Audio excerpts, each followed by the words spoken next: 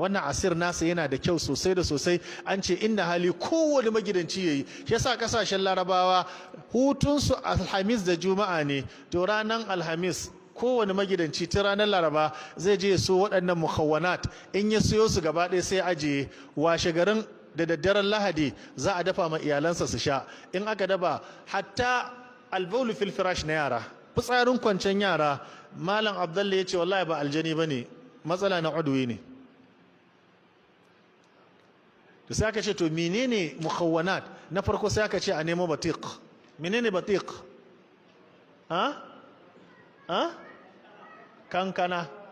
Kankana.